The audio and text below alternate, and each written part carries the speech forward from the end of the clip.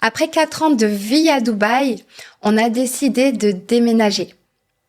Au moment où tu vas regarder cette vidéo, je suis d'ores et déjà à l'île Maurice. Mais avant de prendre le temps de vous raconter tout ça, j'ai reçu tellement de questions sur Dubaï que je me suis dit ça pourrait être une bonne idée de faire une vidéo et de répondre tout simplement à ces questions. Et peut-être que Dubaï, ça fait partie de ta bucket list. C'est peut-être ça qui fait que tu as envie d'entreprendre.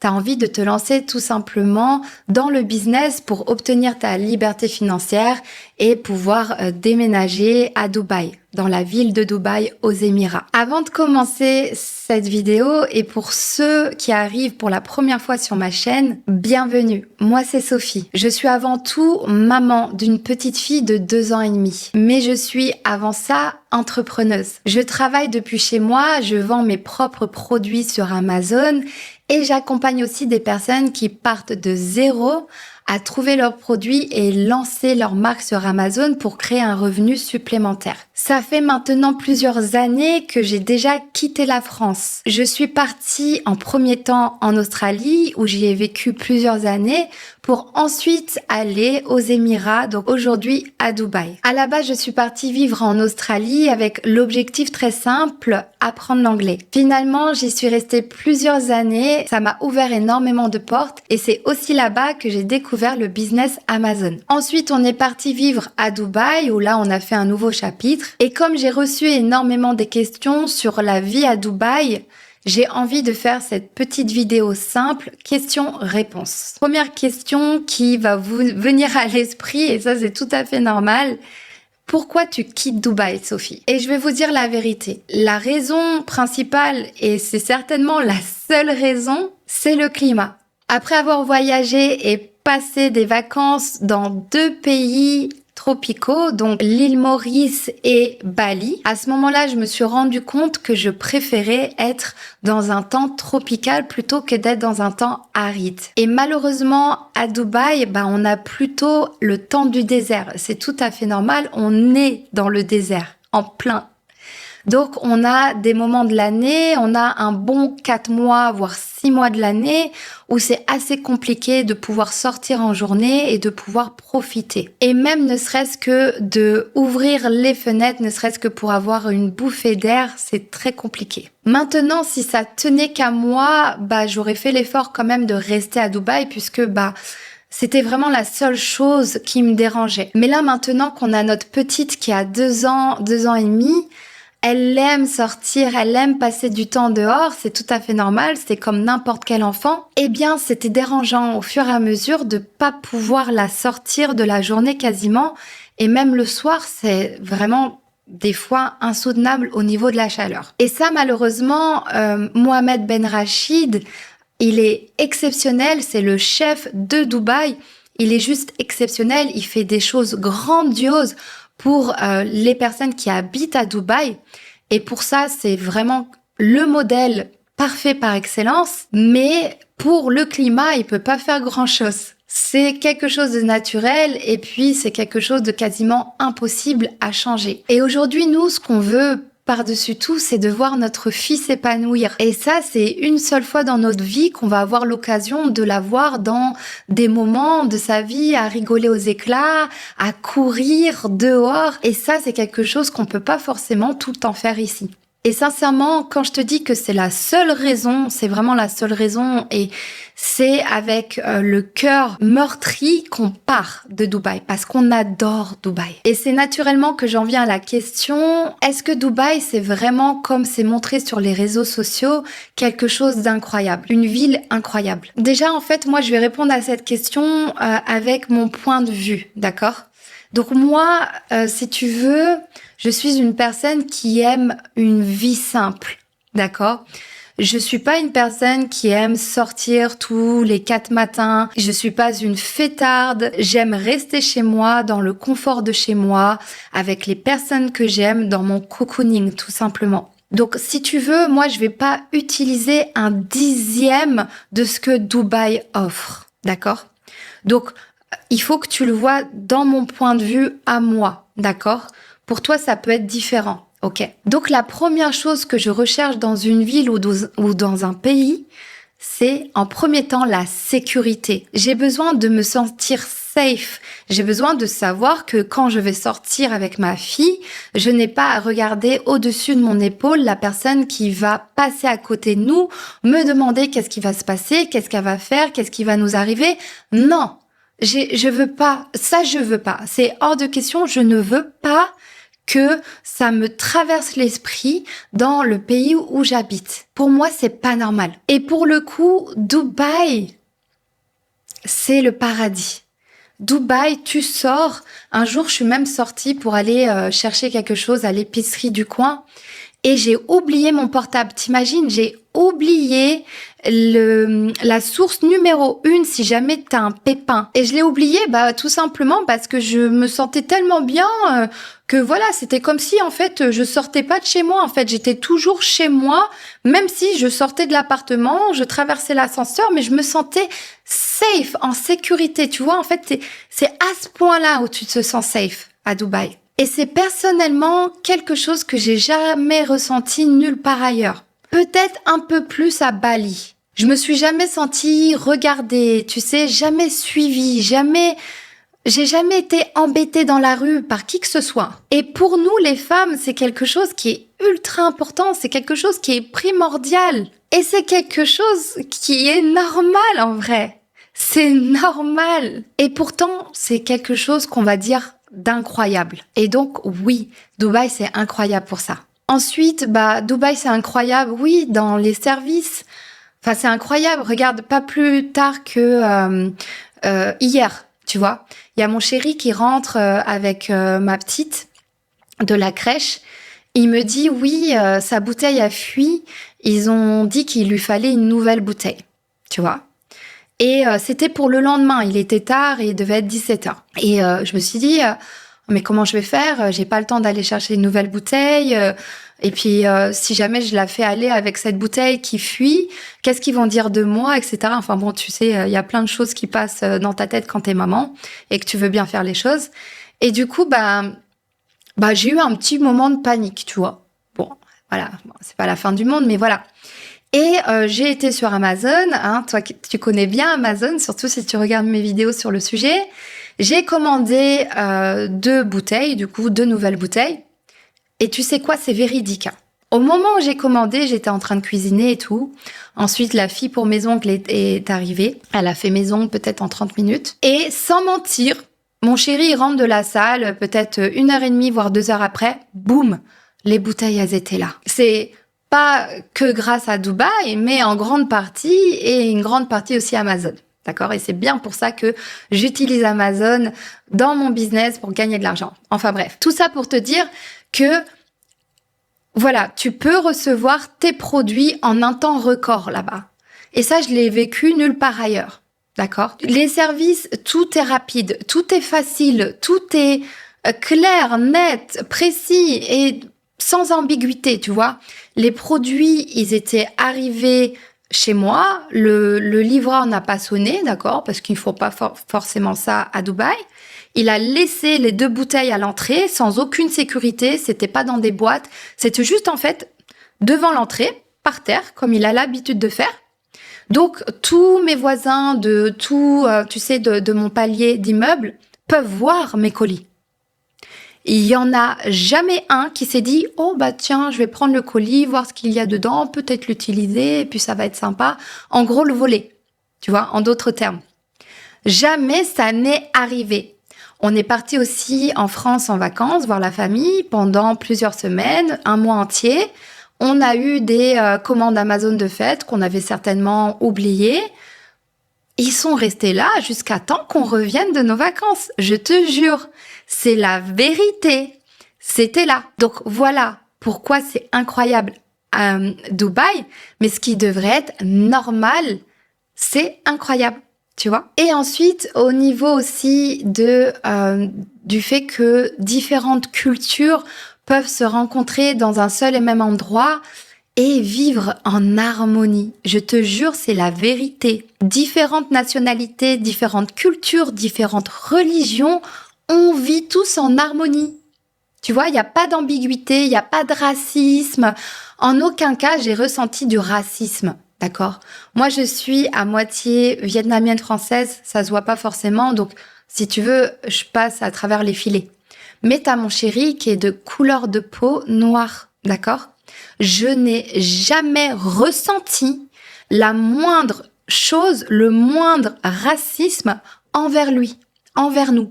Jamais, jamais au grand jamais. Et pourtant, tu as de toutes les nationalités, des Français, des Indiens, des Pakistanais, des Philippins, des Russes, des Allemands, des Africains et j'en passe. Et malgré toutes ces différences, il n'y a jamais aucun manque de respect. Jamais. On vit tous en harmonie. Ensuite, une autre question, combien il faut gagner pour vivre confortablement à Dubaï? Encore une fois, je vais parler seulement de mon expérience. Il faut pas oublier qu'on est une famille. J'ai ma petite fille de 2 ans et mon chéri avec moi. On vit à 3.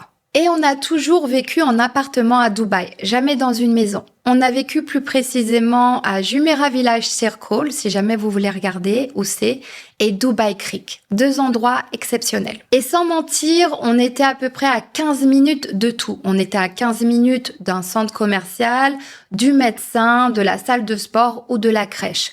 Tout était vraiment à portée de main. Et en termes de montant de loyer, le dernier appartement où on était, donc à Jumeirah Village Circle, c'était 2 chambres, d'accord, avec une vue incroyable, 2700 € par mois qu'on payait.